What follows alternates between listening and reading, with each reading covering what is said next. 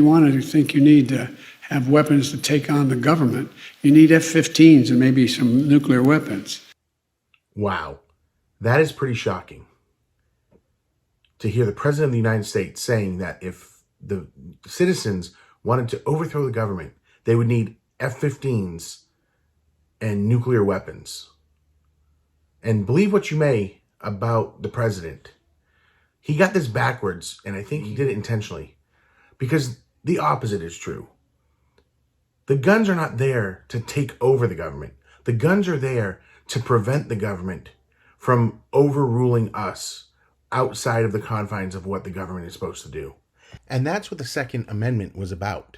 The Second Amendment was about being oppressed by the government that was ruling over them. At that time, there wasn't a United States. There were the colonies that were under rule by the British monarchy. And when they decided that they didn't want to be under rule anymore, and they tried to work things out, the British came down on them hard. And that resulted in the Revolutionary War. I'm really making this a short version of this. And during the Revolutionary War, what happened was the United States was born.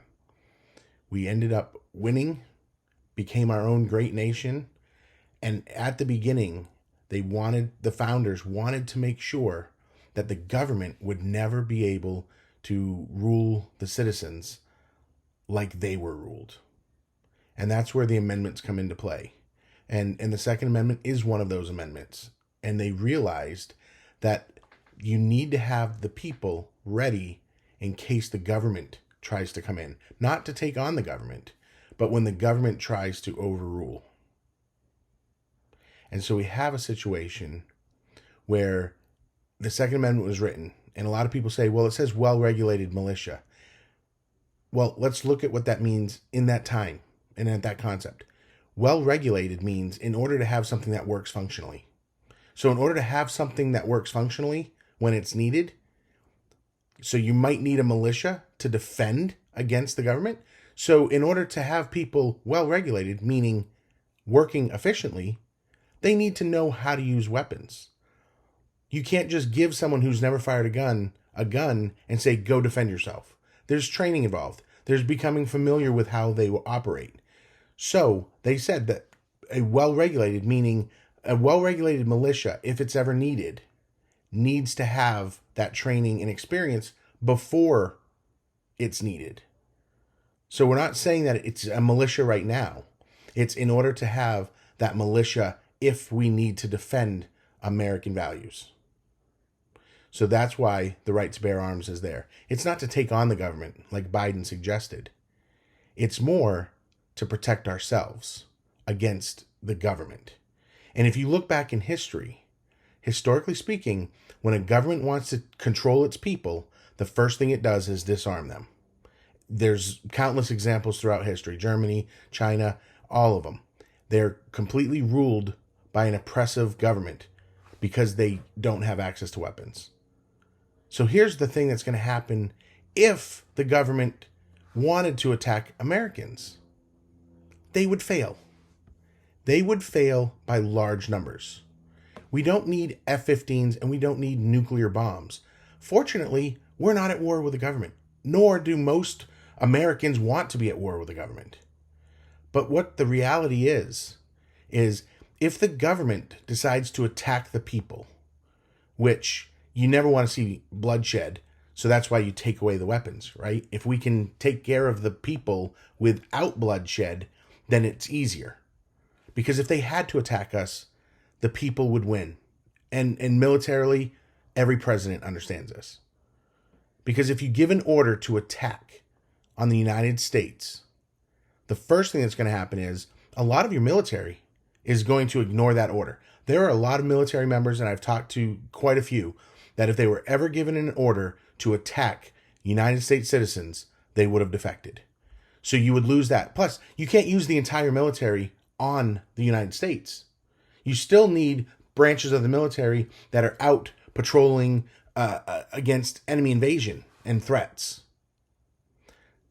What would it be like for countries like China and Russia if they saw that our military was spending its time fighting its people? We'd be prime to be overtaken. or for other areas that we can no longer control or patrol. So it would not happen that way. Half of the people would be out fighting, keeping us safe from external threats, while another group would defect. And gun owners in America already outnumber the military 80-1. Now, let's say half of them have no interest in fighting. So now 40-1. But the government is also now going to lose half. So now we're back to 80-1. That means every military member would have to kill 80 Americans in order to win. But the government would have to be selective too on who they kill. Because if the goal is for a complete overthrow of the people, then they're going to need to control the population that survives. And, after all, there's going to be work that needs to be done. We're going to have to rebuild cities. We're going to have security to secure areas, further controlling others. So we need members of the military that are going to survive for that, allegedly. And they can't just wipe everybody out. They have to be selective. So they're going to have to be precise in what they do. They can't just blow up large swaths of area and hope that scares everyone away. And next, we can assume that some of the population that is not currently counted as a gun owner, if we were attacked by the United States government, would take up arms. And it seems kind of silly, but when you look at the movie Red Dawn, not everybody who, in the beginning of the movie, who was a gun owner or a hunter, not everybody who was that became or fought. You had people that had never fought, had never thought about fighting, women who now became fighters because they believed in what they're doing. And you can look at another perspective of this. Look what's happening in Ukraine. Russia was supposed to be a military might on par with the United States.